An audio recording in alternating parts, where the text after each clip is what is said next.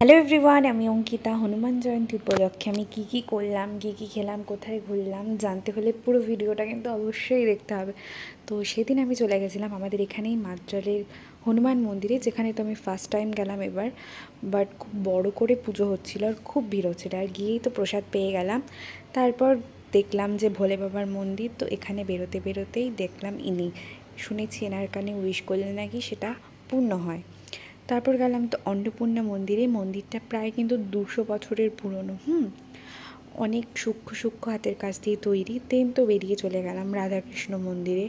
তো ওখানে গিয়ে একটু প্রণাম করে নিচ্ছিলাম। দেন বেরিয়ে বাইরে চলে এলাম, মেলা যেখানে বসেছিল, ছোট্টখাট্টো মেলা। ওখান থেকে পাঁপড়, কুলফি মালাই ওসব খেয়ে নিলাম। দেন ওসব খাওয়া দাওয়ার পর বাড়ি ফেরার পথে একটু ফুচকা খেলাম, কারণ রাস্তায় ফুচকা দেখলে না দাঁড়িয়ে খেলে কি হয়। দেন তো ফুচকা খেয়ে একটু দই ফুচকা খেয়ে বাড়ি ফিরলাম। টাটা।